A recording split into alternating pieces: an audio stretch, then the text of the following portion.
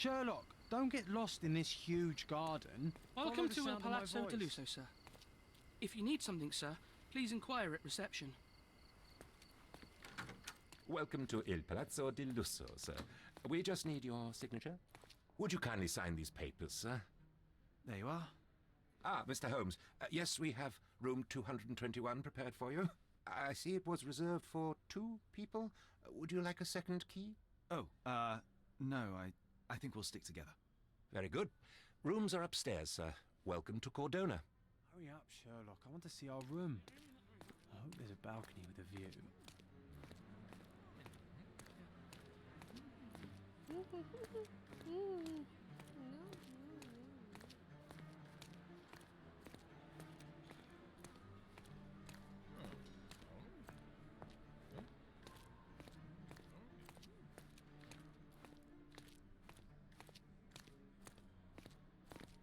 I apologise, sir, but your room is not yet ready. Perhaps, in the meantime, you would like to relax in the foyer? Tonight, the restaurant is offering a complimentary marlin ceviche to all our guests. Let's check what they have on offer.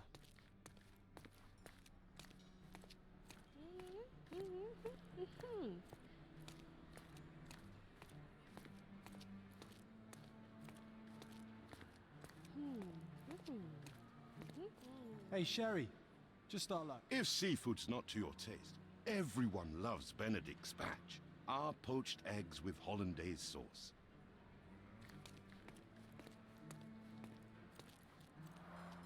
A medium, John. Haven't we been through this already? Come on, it's not like we've got anything better to do.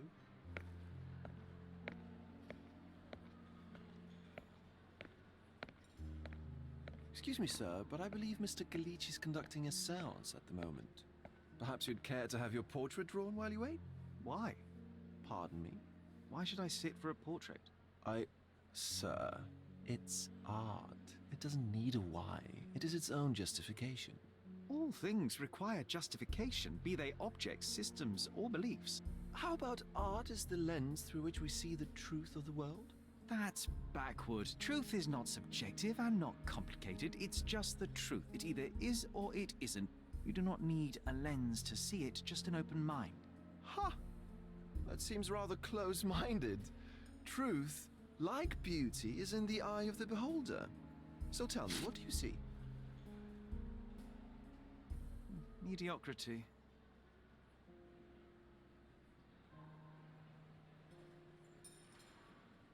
Come now, Sherry. What did he do to deserve that? The servant mentioned ceviche at the bar, Sherry. You should grab us some, and I'll find us a table. I'm starving. Okay, time to check if John found us a nice table for the evening. Sherry, I'm over here with my new Ursine. Cordona's even quieter than I remembered. It's going to be a long evening. Ah, come now, Sherry. What say we amuse ourselves with a little game?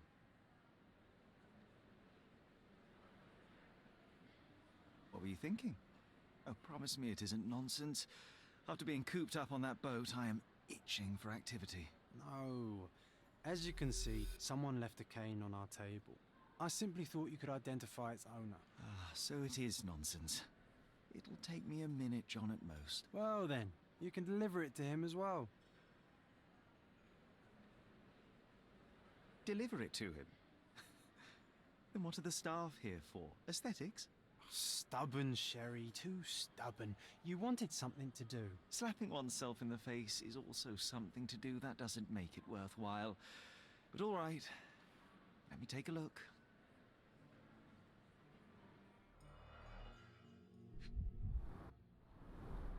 The cane is made of ebony, it's worn uncared for, and bears the scars of numerous hits.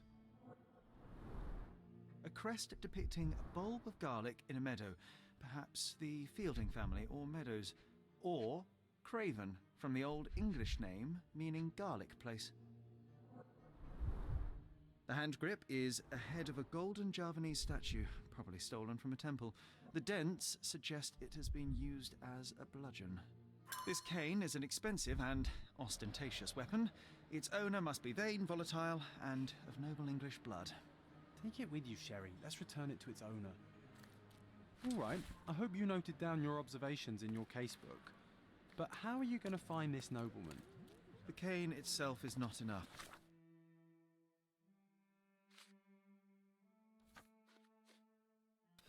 I may have to ask other guests if they saw who was... Excuse me, just one question. I can't help you, friend.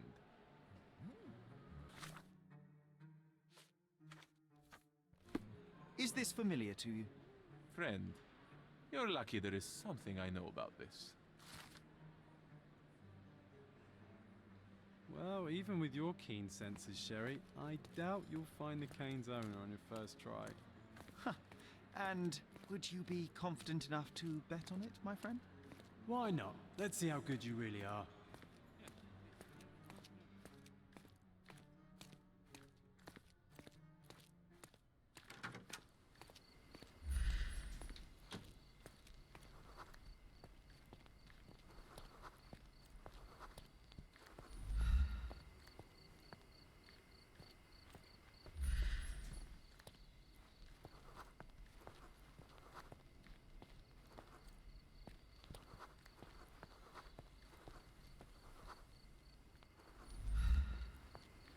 May I ask for your assistance?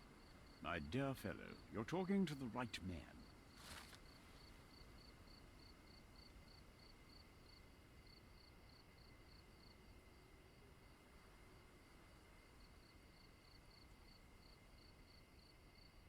Hey, Sherry, don't we now have the perfect excuse to visit the seance? I'm just going to give the cane to its owner. You will not persuade me to take part in this show.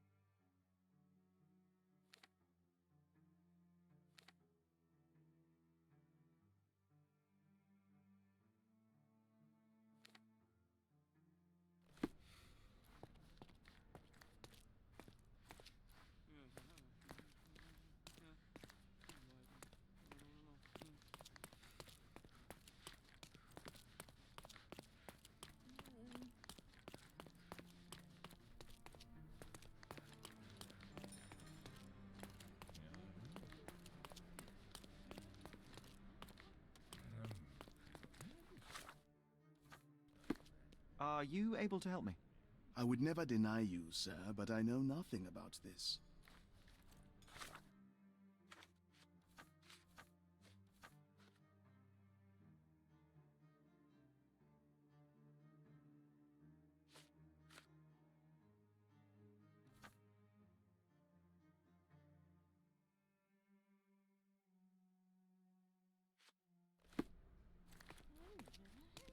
Can I ask you a question? I would never deny you, sir, but I know nothing about this.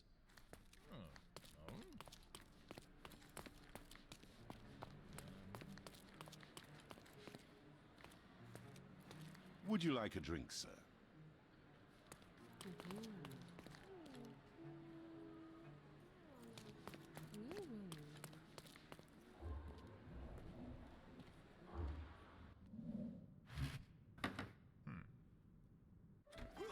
This hotel, this island, it's full of thieves.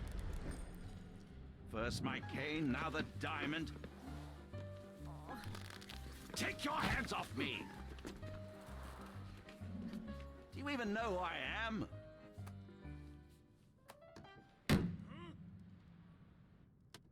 Hey, boy! That's my cane! I get that a lot. It's a very common design. What? No, that's a custom-made. A joke. A joke. It was left at my table in the restaurant. I thought it deserved to be returned. Well, I'll be... It is rare to encounter a straight-fingered true penny these days. What a gentleman. But I must ask, how did you know I was the rightful owner?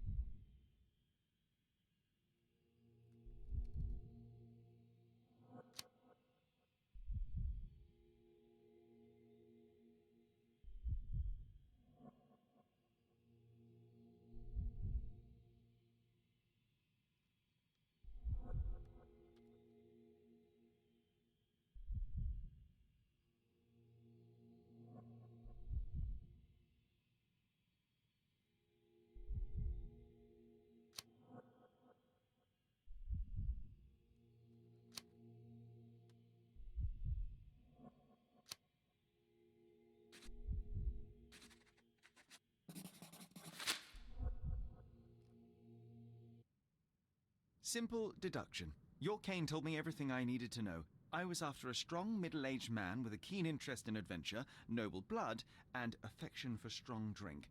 And if one were to go further, one may even be able to extrapolate your name from your heraldic symbol, Lord Craven. Marvelous. Simply marvelous. That's me, Lord Andrew Craven. You are the real medium. You hear that, Emma? Well, you found my cane. Perhaps you can locate my diamond, too.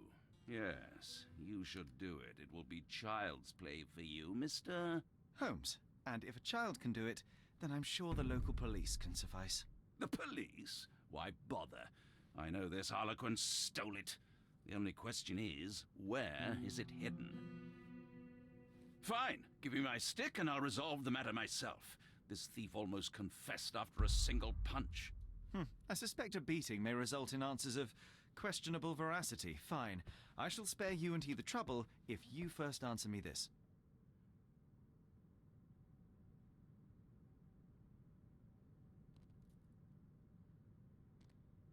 You insist the medium robbed you during the séance. But what occurred exactly? It was a dirty trick. We were sitting here in the dark, chanting and holding hands as expected. Then something began to appear from the medium, like a cloud or a bubble. The swindler called it ectoplasm. Ah, yes. Common in the spiritualist trade, and quite the spectacle. Indeed, perhaps too much. My beloved Emma screamed in horror, and I stood to defend her, attacking that cursed ghost. How brave. But my hand hit nothing. The medium jumped away from me, and Emma fainted. I lit the candle, and the diamond was gone. How does a priceless diamond become the subject of a séance? It is an unusual accoutrement. Emma wished to speak with its former owners. My grandfather told us it belonged to a Rajah, an Indian king. So you were summoning long-dead Indian royalty, and, pray tell, You were expecting him to converse in English? To be frank, Mr. Holmes, I don't believe in ghosts. But Emma was fascinated by the idea of meeting a real king, even a dead one. Well, a crown is a crown. Can you describe the stone itself? A yellow diamond, not less than 100 carats, and perfectly egg-shaped. There is not another like it. Stay here, and don't touch anything. I'm going to investigate further. Don't fret, I'll be keeping a close eye on this thief.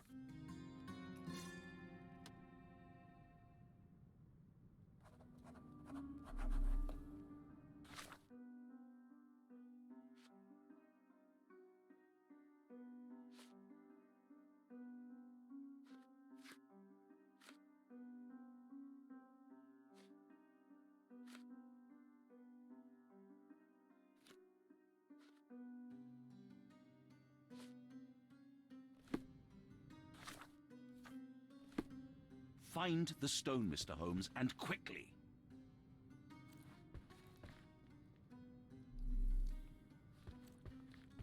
Pale skin, quickened pulse, unsteady breathing. She's barely conscious. The feebleness of women. Really, Sherry? Poor thing.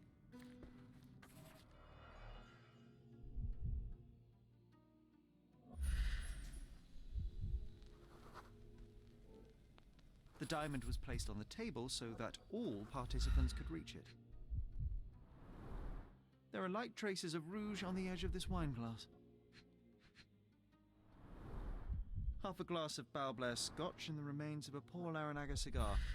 What else does a gentleman need? This must be the ectoplasm.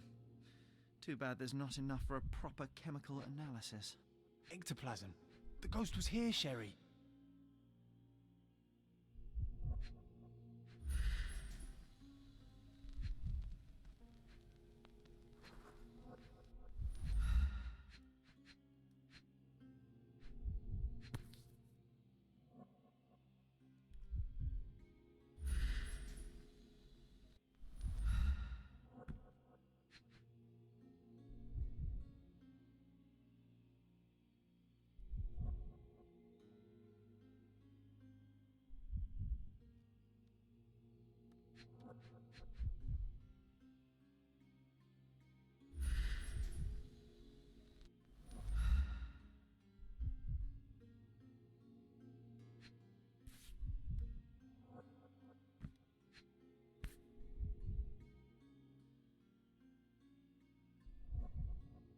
This brooch is old and cheap, but the moth design has its charms.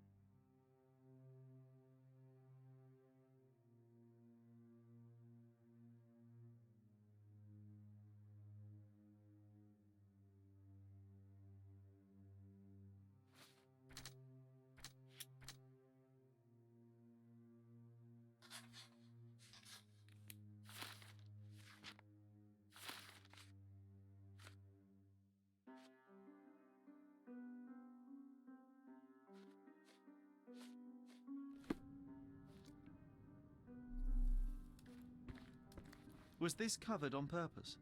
Of course. It is very dangerous to leave a mirror exposed during a séance. The spirits may become enraged. Or someone may notice the trick they should not see.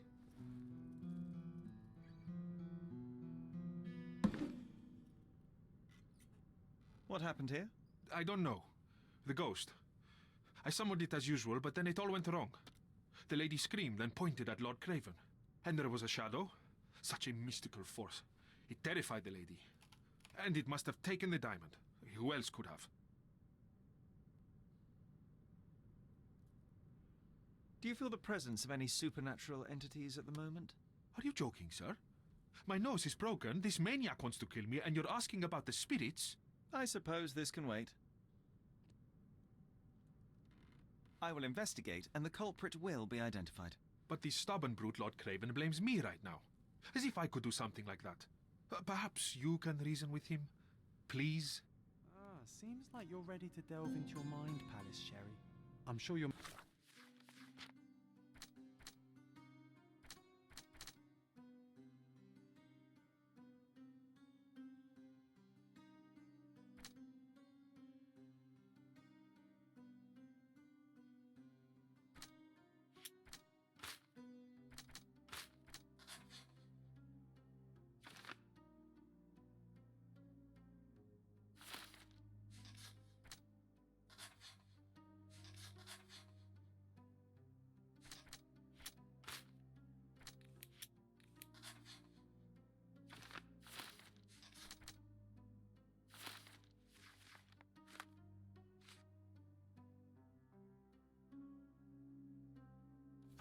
make some good deductions. It seems there may have been an unexpected visitor outside the window. Thank you for helping I us hope it was resolve the ghost of situation, sir. Raja.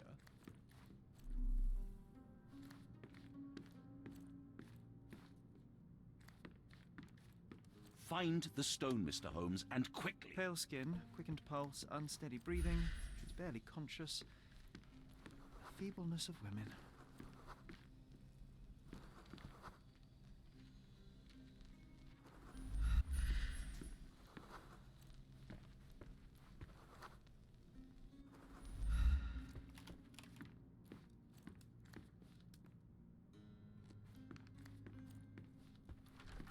This hefty chair has nearly broken after hitting the wall.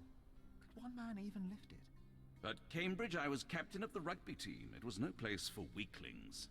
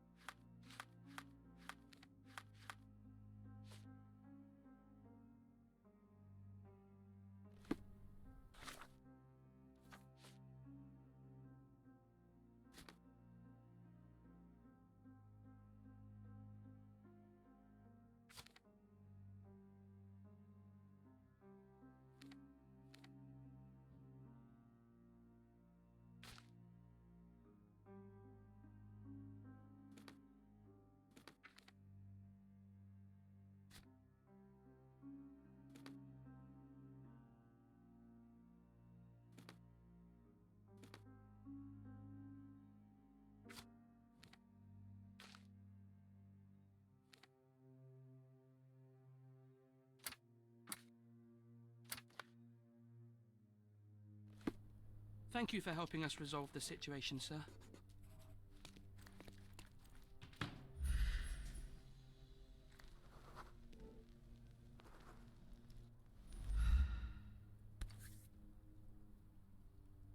This looks recent. A shoe with a broken heel will surely leave scratches. All right, John. Do you think a ghost could leave this footprint? I'm reserving judgment. Use your keen eye to follow the trail.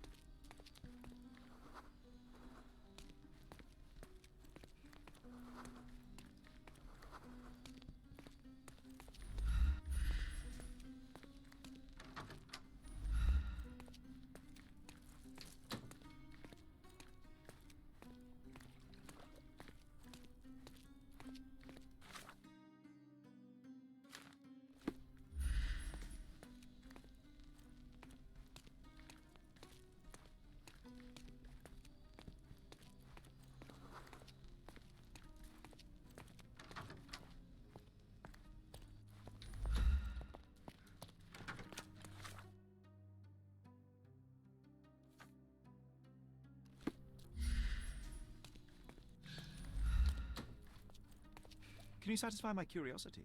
That's a question I can answer.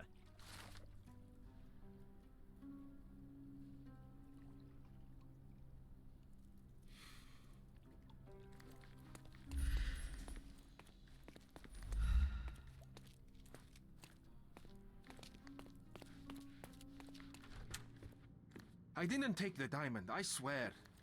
Thank you for helping us resolve the situation, sir.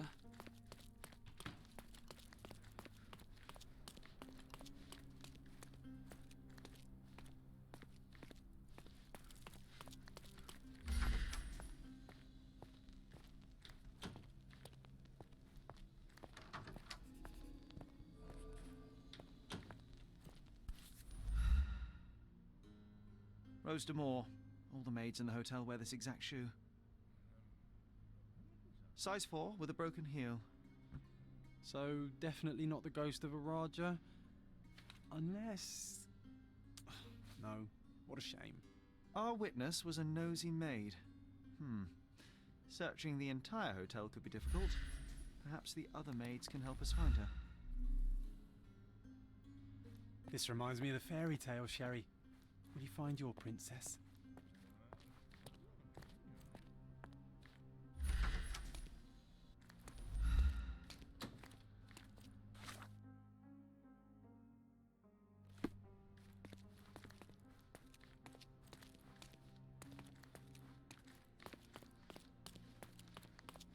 Such a shame that Inspector Placido vanished.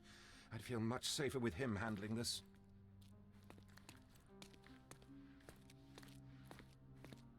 Can you satisfy my curiosity? Oh, yes. I can tell you everything, sir.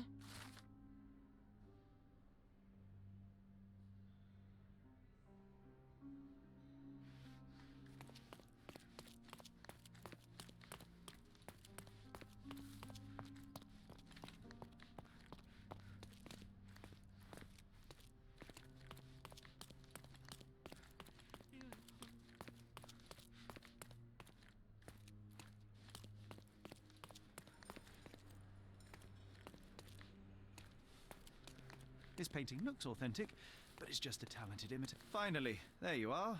One would think a maid would be easy to find in this place. I'm sorry, sir. Do you need more towels? No. You are the maid who saw the ghost in the seance room, yes? How did you know? Simple. You changed shoes after breaking a heel while fleeing the scene. I'm sorry, sir, but if I may ask, who are you?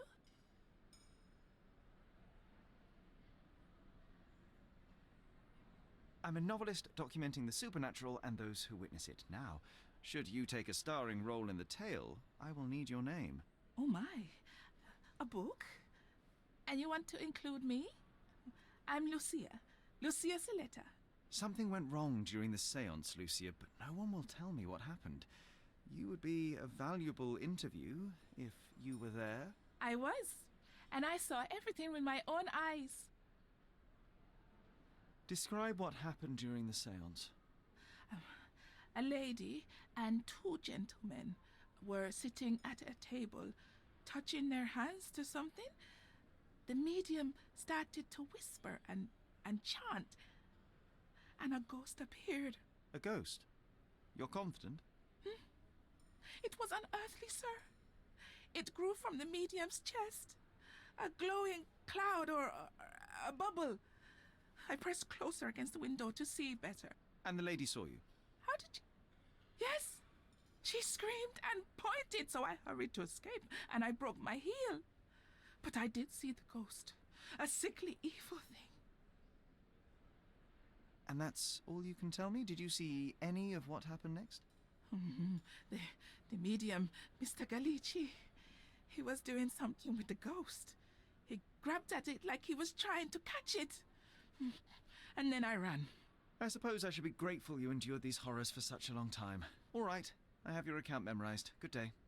You lied to the poor girl, Sherry. What a tease. She'll dream about being a character of that book.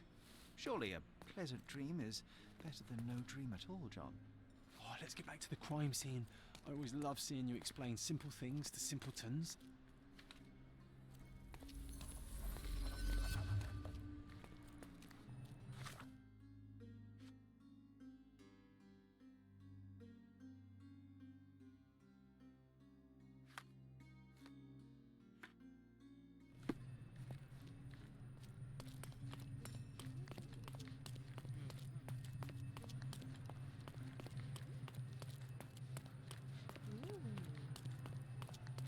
Lady Craven retired to her room to rest. Lord Craven remained here until the staff reported that the medium was locked in his room.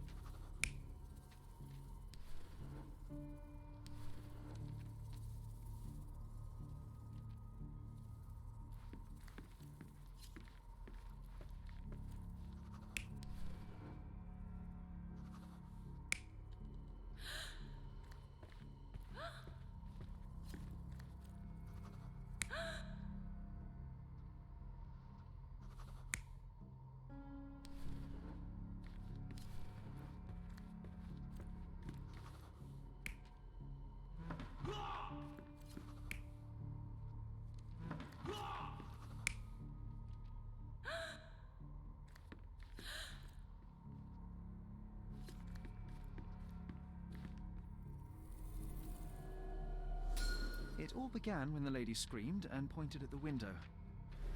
Lord Craven jumped up, ready to face anything, ghost or human. The medium shrank back in dismay. He was not expecting such a reaction and had to quickly hide the ghost. The lady was the only one left touching the diamond, at least until she fainted. Amazing. It's like you saw it with your own eyes, sir.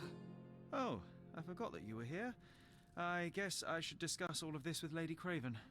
The Cravens are upstairs in room 226. It is one of our finest suites. If the lady was touching a diamond, then she would have felt the ghost take it. What do you think it felt like, Sherry? A jellyfish?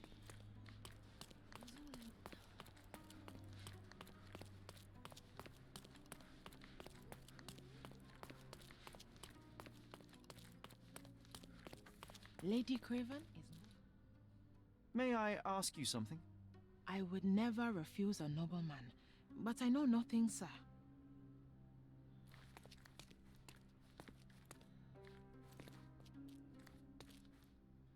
Lady Craven is not who...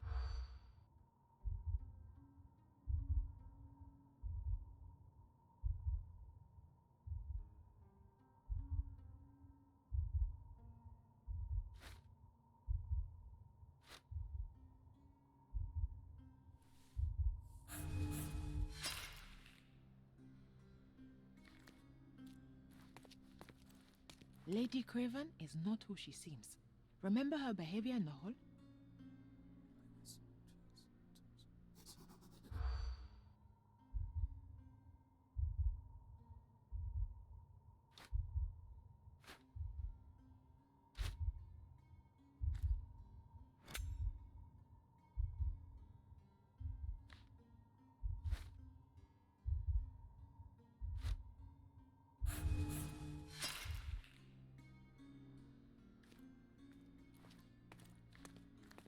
Lady Craven is not who she seems.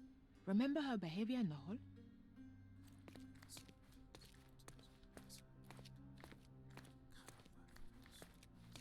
Lady Craven is not who she seems.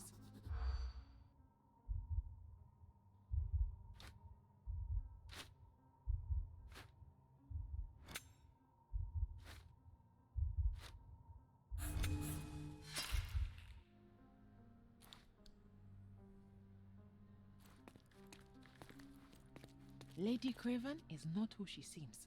Remember her behavior in the hall?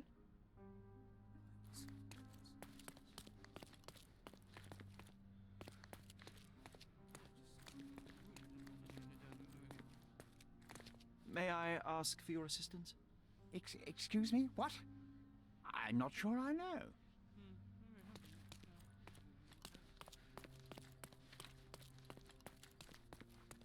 Lady Craven is not who she seems.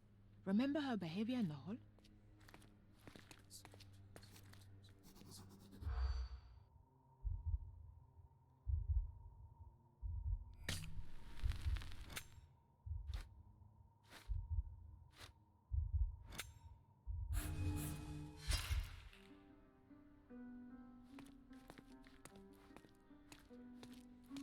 Lady Craven is...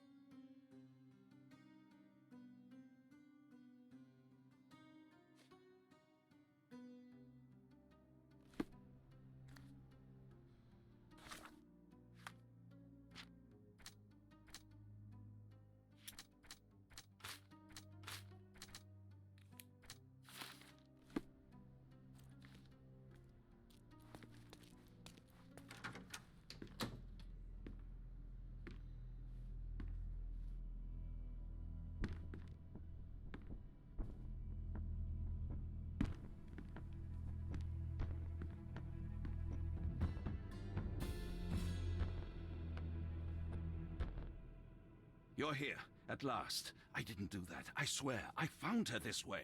Well, I did have some questions for her, but it seems I've arrived too late. Now it's a matter for the police. Mr. Holmes, you said it yourself. They're children. They'll only make things worse. You promised me you would investigate. Investigate a theft, not a murder. Fear not. I will tell them all I've uncovered.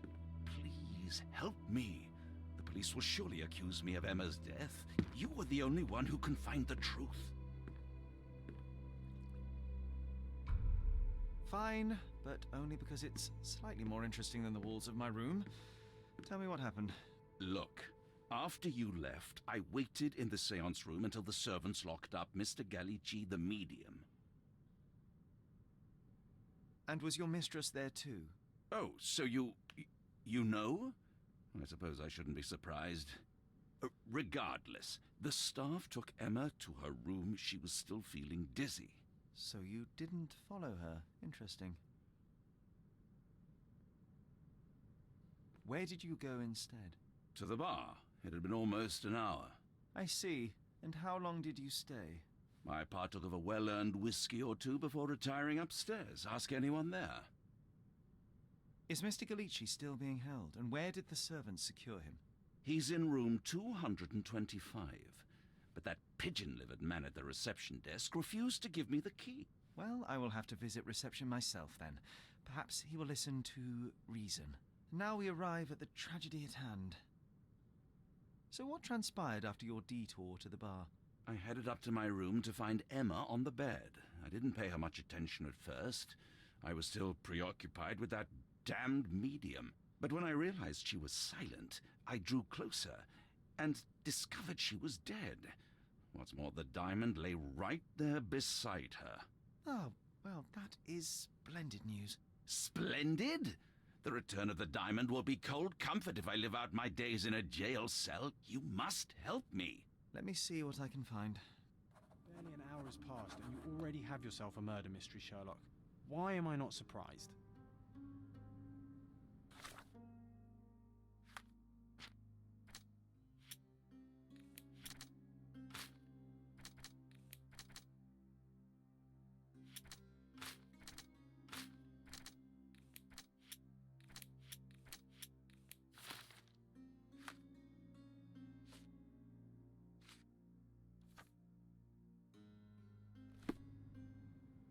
Do something about it, Holmes. I did not do it. You know that.